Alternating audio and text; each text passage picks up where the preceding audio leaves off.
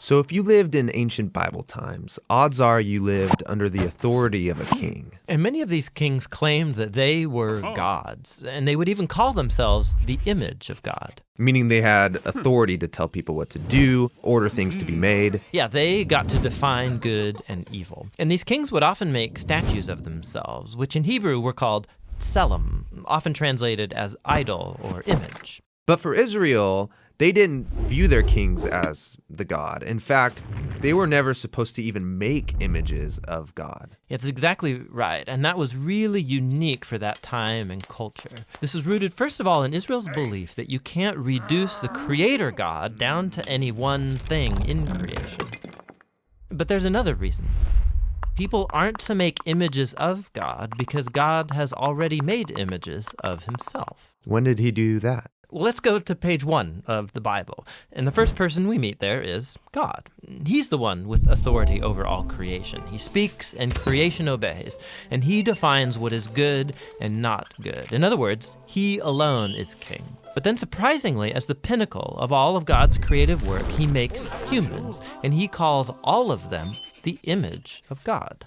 So he gives all humans the authority to rule. Exactly, that's what he goes on to say. He tells the humans to subdue the earth and to rule it. And so this task that once belonged only to elite kings is here in the Bible the task of every human being. This was a revolutionary statement in its day because all humans are being called to rule and to participate in the human project. So what does this mean? I mean, how are we all supposed to rule? So the picture we get in Genesis is gardening.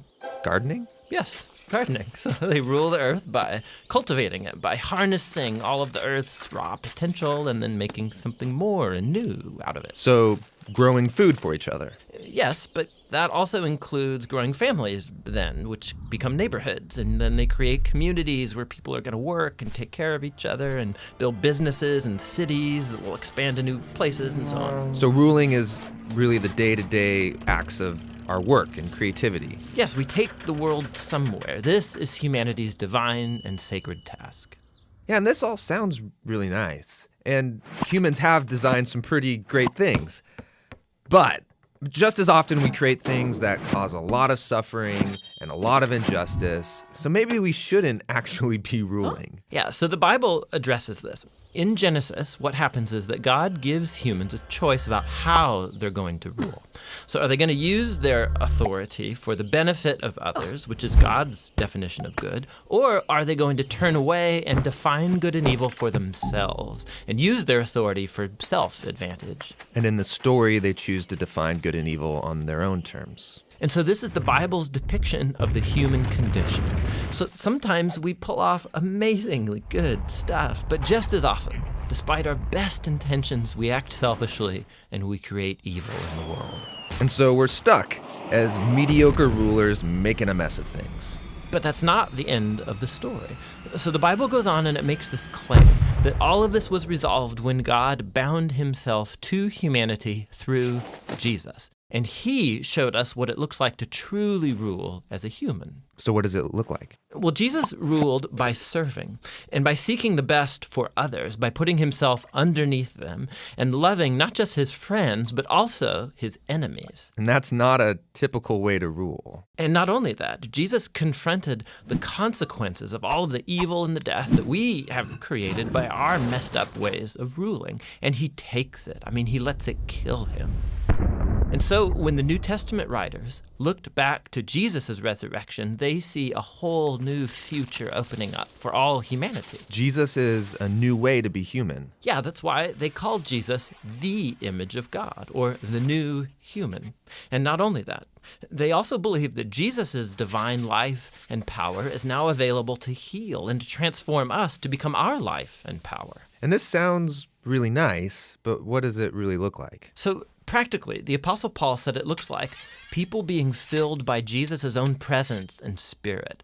filled with love and joy and peace and patience and kindness and goodness and integrity and gentleness and self-control. He says this is the new humanity that God wants to create in us, so that we become people in whom God's image is being restored, people who will move the human project forward. And that's actually how the story of the Bible ends. It's a renewed world where God is on his throne and his servants are all around him, but they're the ones ruling over this new world, taking it into new, uncharted territory with Jesus as their healer and their guide.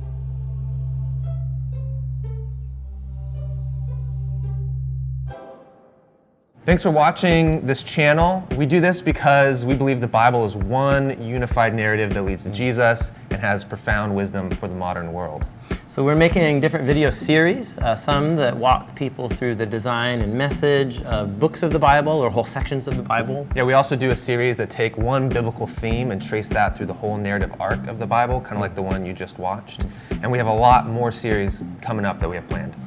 The Bible Project is possible because of your support. So some people give one-time gifts, and there's a growing number of monthly supporters as well. And we're all behind this. We want to make these videos free and available to anyone, anywhere. Yeah, so you can join us, be a part of this. Go to jointhebibleproject.com. You can give there. There's also downloadable stuff like full-res videos, study guides, posters. It's all for free, and it's all because of your guys' support. So thanks a lot. Yeah, thank you guys.